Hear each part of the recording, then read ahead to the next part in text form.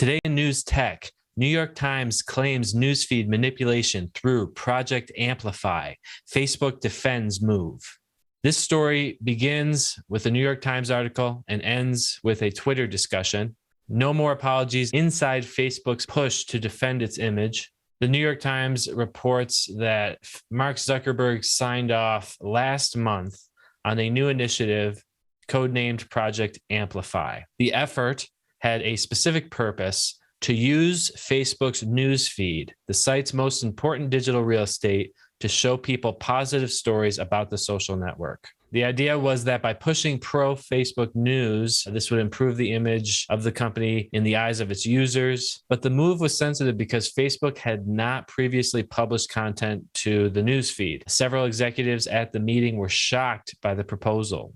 So this article comes out, and then Joe Osborne, this Facebook spokesperson, responds saying there's nothing surprising about a New York Times story that attempts to villainize Facebook for telling its side of the story.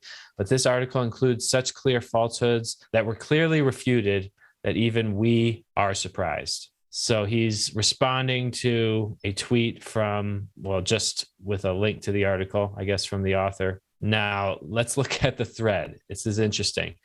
So first of all, he defends himself there. And as is said in the article, he's quoted as saying there is zero change to newsfeed ranking.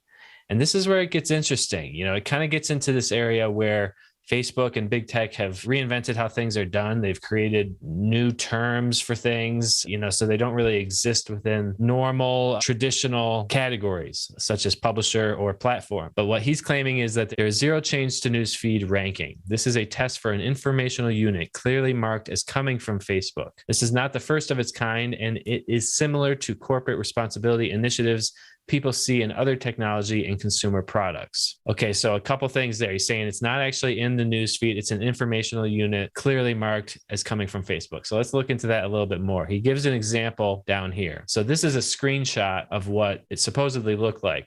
And I guess this was only launched in a couple of markets. It's not a wide thing yet. They're not really stepping back from this. So this is apparently something that is still going to happen. What I would say about this is, as a technology person, I understand what they're saying. They're thinking UI and clearly delineated this. They've assigned a heading here, but people are not necessarily going to recognize the difference between this and newsfeed. If it's positioned at the top of the newsfeed, I don't know exactly how this is positioned relative to other stories. That's not something answered by this screenshot. So Joe Osborne, if you have any more screenshots, I would really be interested in this. Exactly how does this look on mobile specifically, where there's not a lot of space? The story the Times could have written is that Facebook ran a small test of an informational unit on Facebook in 3 cities, clearly labeled as from Facebook on the top unit. Here's one image. So he continues to defend himself. Let's look at some of the comments. Robot Monster 4000 responds, I'm sure Facebook will have no compunction threatening to pull or de-emphasize New York Times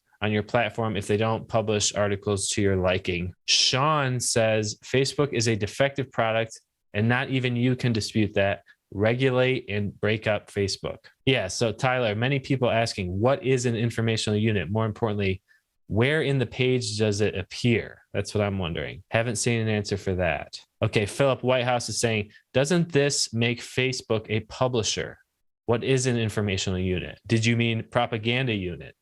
Interesting point. From HTTP Hitchhiker, quote, zero change to newsfeed ranking is pretty clearly hedged. Stories can be blacklisted without changing rank algo. Even just adding Facebook image promos is pushing organic/paid content down the feed. That's what I'm wondering. Is this at the top of the news feed and then there's like a line and then your regular news feed starts? If that's the case, it's very deceptive. It reads as denying something different and hoping people take it as the whole story. Good point. Okay.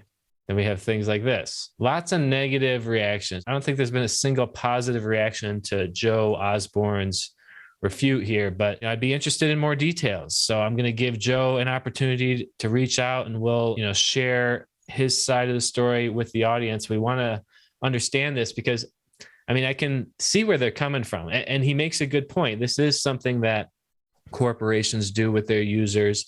They have a position on the website where they can get urgent messages out. As a web developer myself, we do this for our customers. It's on the back end of things. We're not pushing articles out on the front end to their customers, but it's a different publishing model where they're newspaper publishers and we're just managing the website. So, most of the communications are technical. They're announcements related to our business relationship. So it's not really the same, but I can understand where he's coming from and I can sympathize with it. This need to be able to communicate with readers. But I think the problem that they're running into is that it's really blurring the border of what is the news feed. At the end of the day, it is getting people's attention very effectively, especially if you're putting it right at the top there. So would love to learn more about this as the story develops. It appears like they're moving forward with it. That was the thesis of this story, that they're not apologizing for these things that the public is pushing back on anymore. They're just kind of moving forward. Thanks for watching Today in News Tech, the podcast covering innovation in digital journalism. You can follow us on Facebook, Twitter, and subscribe on YouTube or any of your favorite podcast apps. We'll see you tomorrow.